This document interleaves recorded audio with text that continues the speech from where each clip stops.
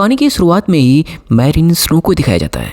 दरअसल marine snow एक farmer CIA agent हुआ करता था और अब उसे पकड़कर जेल में बंद कर दिया जाता है। और वहीं पर जेल में हमें स्काउट लैंग्रेल को भी दिखाया जाता है, जो कि मैरिन स्नो से पूछताछ कर रहा होता है कि तुमने कर्नल को क्यों मारा, जिस पर स्नो मजाकी अंदाज में हर सवालों का जवाब दिया करता है, जिसे उसे मार भी खानी पड़ती है।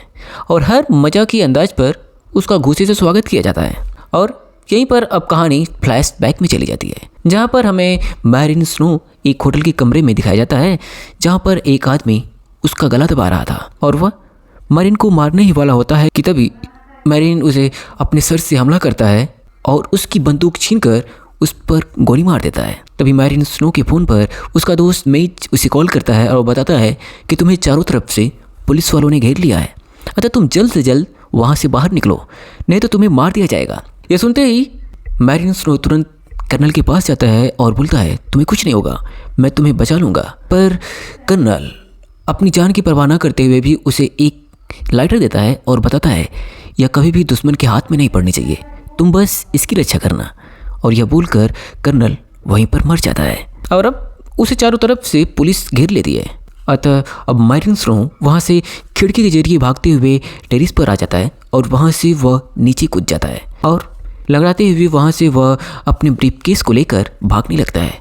पर उसके पीछे अब भी पुलिस पड़ी हुई रहती है, इसलिए अब मैरिन पास से एक बाइक चुराकर वहाँ से भागने लगता है और भागते समय ही वह फ़ोन लगाकर मेज को सभी पर मिलने को बोलता है और अपने फ़ोन को वहीं पर तोड़कर फेंक देता है, क्योंकि मैरिन स्नो का फ़ोन अब ट्रैक कर लिया गया होता है। अतः वह अपने लोकेशन को छुपाने के लिए फ़ोन को तोड़ देता है और अब वह जैसे तैसे सबवे स्टेशन पर पहुंच जाता है और अपना ब्रीफकेस वह मेज के पास फेंक भी देता है। लेकिन तभी पीछे से पुलिस आकर फाइनली वहीं पर गिरफ्तार कर लिया जाता है।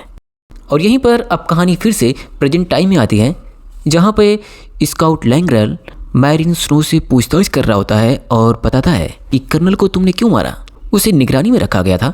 दरअसल वह स्पेस प्रोग्राम की जानकारी दुश्मन देश से साझा कर रहा था, पर मैरिन कहता है वह तो उसे बचा रहा था। यह बात सुनने के बाद लैंग्रेल मानता नहीं और तभी लैंग्रेल होटल का CCTV फुटेज दिखाता है, जिसमें मैरिन स्नो को ही कर्नल के ऊपर गोली चलाते हुए दिखाया जाता है। यह देखकर मैरिन भी आश्चर्य में पड़ जाता है, क्योंकि वह बोलता है कि उसने कर्नल को नहीं मारा बल्कि वह कर्नल को बचा रहा था। लेकिन तभी कमरे का दरवाज़ा खुलता है और एक दूसरा अफसर अंदर आता है, जिसका नाम हैरी सॉ था। अब पूछताछ शुरू होता है और हैरी सॉ बोलता है मुझे बस एक चीज़ चाहिए, जो तुमने ट्रेन में फेंका था वह कहाँ है, वह सूटकेस मुझे चाहिए। अब फिर से कहानी फ्लैशबैक में जाती है, जहाँ पर मैरिन के दोस्त मेज को दिखाया जाता है, जो वह बैग लेकर सीधे लॉकर में छुपा देता है। लेकिन उसे देखकर एक पुलिस वाले को उसके ऊपर शक होता है और वह जैसे ही मेज को रोकता है तभी मेज वहाँ से भागने लगता है और भागते समय ही वह एक आदमी से टकरा जाता है और तभी उसकी बंदूक नीचे गिर जाती है, जिससे ट्रिगर दब जाता है और अचानक गोली चल जाती है। और तभी वह गोली एक पुलिस वाले को लगती है और यह देखकर वहाँ पर उपस्थित सभी पुलिस वाले उसे वहीं पर गिरफ्तार कर लेते हैं और मेज को भी बंद कर देते हैं। और अब यहाँ से कहानी फिर से शिफ्ट होती है प्रेजेंट टाइम में, जहाँ पर मैरिन स्नो से पूछताछ चल रही होती है और उससे पूछा जाता है कि आखिर तुम्हारा बैकअप साथी हुआ कौन था, मुझे उसका नाम बता दो और मैं तुम्हें छोड़ दूंगा। पर मैरिन कैमरे के सामने उससे बोलता है मैं तुम्हें कभी नहीं बताऊंगा उसका नाम, लेकिन डेस्क पर उसका नाम लिख देता है, जिसे हैरी सॉ बड़ी ही आसानी से पढ़ लेता है और उस नाम को मिटा देता है। नाम पढ़ने के बाद अब हैरी सॉ वहाँ से आराम से निकल जाता है बिना कुछ कहे।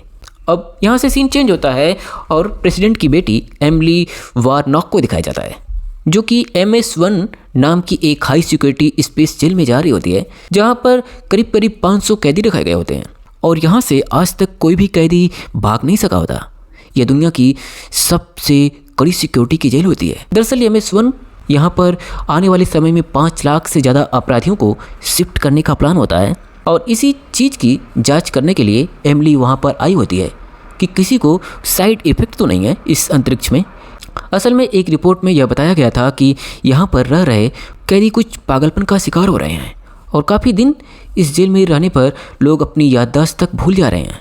पर उसके साथ आया अधिकारी इन सब तथ्यों को एक झूठी अफवाह बताकर उनको सिरे से खारिज कर देता है और फाइनली एमिली अपनी सुरक्षा कर्मियों के साथ उस जेल में पहुंच जाती है और मामूली सी सुरक्षा से गुजरते हुए वो अंदर चले जाते हैं। और अंदर जाते समय ही एमिली का सुरक्षाकर्मी एक हथियार भी छुपाकर अपने साथ अंदर लेकर आ जाता है, जिससे यह तो साबित हो जाता है कि सुरक्षा कितनी हाई लेवल की है यहाँ पर। अब इस जेल में सभी कैदियों को एक सेल में रखा जाता है और उन्हें नींद से सुलाया जा रहा होता है।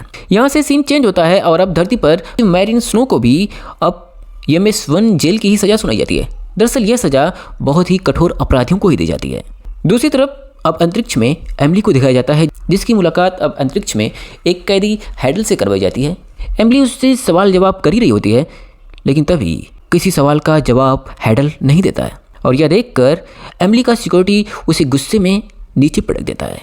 पर हैडल जैसे ही मेज पर उसका सिर पटकता है, तभी चुपके से मौके का फायदा उठाते हुए हैडल उसकी छुपाई हुई बंदूक चुरा लेता है और उसी बंदूक से वह दीवार पर फायर करता है और तभी जोरदार धमाका होता है और इस धमाके से एमिली, उसका बॉडीगार्ड और सभी लोग नीचे गिर जाते हैं। और इसी बीच वह उस बंदूक से अपने आप को जंजीर से रिहा करता है और सीधा एमिली का पीछा करने लगता है। लेकिन इस घटना के बाद अब दूसरी तरफ स्पेस पुलिस को भी यह खबर आ जाती है कि MS-1 जेल में आग लगी है और वह वहाँ से इस घटना को देखने के लिए चल देते हैं। लेकिन दूसरी तरफ हैडल अब गुस्से से पागल होकर साइंटिस्ट को पकड़कर उससे कैदियों का सेल खुलवा देता है, जिससे सभी कैदी अब हमला करके लोगों को मारने लगते हैं। और यहीं पर हैडल का भाई अब एलेक्स भी होता है। दरअसल एलेक्स काफ़ी पावरफुल होने के कारण सारे कैदी अब उसे अपना लीडर मानते हैं। दूसरी तरफ अब स्पेस पुलिस वहां पर आती है, पर MS-1 की सिक्योरिटी फोर्स द्वारा उनको डिस्ट्रॉय कर दिया जाता है और यह सब एलेक्स के कहने पर किया जाता है, क्योंकि एलेक्स अब पूरी जेल पर अपना कंट्रोल जमा चुका होता है। इस घटना के बाद अब पृथ्वी पर प्रेसिडेंट को भी यह पता लग जाता है कि MS-1 जेल अब पूरी तरह से हाईजैक हो चुका है। खतरे की बात यह होती है कि प्रेसिडेंट की बेटी एमिली भी वहीं पर होती है। अब एमिली को बचाने के लिए स्कॉट लैंग्रेल मैरिन स्नो को वहां भेजने की बात करता है, जिस पर राष्ट्रपति मान जाते हैं। पर मैरिन स्नो वहां पर जाने को क्यों मानेगा? फिर ये मैरिन स्नो को मेज एक नाम देता है, जिसका नाम मेस होता है। यह वही होता है जिसकी तलाश मैरिन स्नो काफ़ी दिनों से कर रहा होता है और अब वह अंतरिक्ष में जाने को तैयार हो जाता है। और अब अंतरिक्ष में स्कॉट लैंग्रेल के साथ मैरिन स्नो आ जाता है। और दूसरी तरफ अब एलेक्स से कैदियों को छुड़ाने की बातचीत चल रही होती है, लेकिन वहीं पर पीछे से अब मैरिन स्नो इस जेल में चुपके से प्रवेश कर जाता है। लेकिन अंदर जाते समय एक प्रिजनर उसे देख लेता है और वह एलेक्स से बता देता है। यह जानकर एलेक्स को गुस्सा आता है और वह काफ़ी बंदियों को मार भी देता है और तभी उसे एमिली का गिरा हुआ ID कार्ड भी मिल जाता है, जिससे एलेक्स को यह भी पता चल जाता है कि वह प्रेसिडेंट की बेटी है। अतः अब वह सारे कैदियों को एमिली को ढूंढने को बोलता है, क्योंकि उसके जरिए वह प्रेसिडेंट को भी ब्लैकमेल कर सकता है और उसके सामने कोई भी शर्त रख सकता था। दूसरी तरफ अब मैरिन स्नो अंदर ही अंदर उस जेल में छुपकर एमिली तक पहुंच जाता है। दरअसल एमिली के पास शरीर में एक ट्रैकिंग डिवाइस लगी होती है, जिससे ट्रैक करते हुए वह एमिली तक आ जाता है। पर एमिली उसे प्रिजनर समझ लेती है और उस पर भी जोरदार प्रहार करती है, जिससे मैरिन स्नो वहीं पर बेहोश हो जाता है। कहानी के दूसरे सिरे में एलेक्स व उसके प्रिजनर साथी अब एमिली को ढूंढ रहे होते हैं और एमिली वहीं पर अपने सिक्योरिटी गार्ड के साथ एक लॉकर चेंबर में छिपी होती है और इस चेंबर की ऑक्सीजन अब खत्म होने लगती है, जिसके कारण उसका बॉडीगार्ड एमिली को बचाने के लिए खुद को ही शूट करके मार देता है ताकि एमिली जिंदा रह सके। दूसरी तरफ अब मैरिन को भी होश आता है और उसी लॉकिंग चेंबर में वह एमिली को बचाने आ जाता है। लेकिन एलेक्स को अब पता चल जाता है कि प्रेसिडेंट की बेटी कहाँ छुपी है। अतः उस लॉकिंग चेंबर का डोर ओपन करने के लिए वह टेक्नीशियन को बुलाता है और वहीं पर दूसरी तरफ अब मैरिन स्नो फाइनली एमिली तक पहुंच गया होता है, जहां पर एमिली ऑक्सीजन न मिलने के कारण उस लॉकिंग चेंबर में बेहोश हो चुकी होती है। अब मैरिन स्नो उसे एक झटका देता है, जिससे वह होश में आती है और वह उसके ऊपर फिर से हमला करने ही वाली होती है।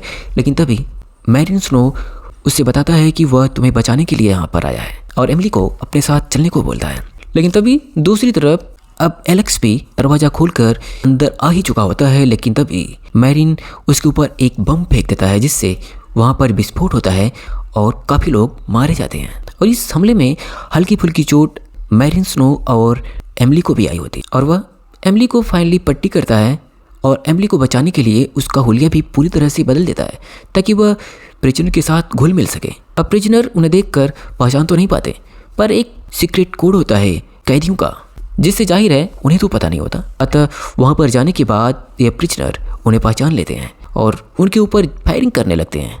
लेकिन तभी यहाँ से भागते हुए एमिली और स्नो एक रूम में छिप जाते हैं और वहीं पर उन्हें मेज दिखाई देता है और मेज को देखकर स्नो काफ़ी खुश हो जाता है।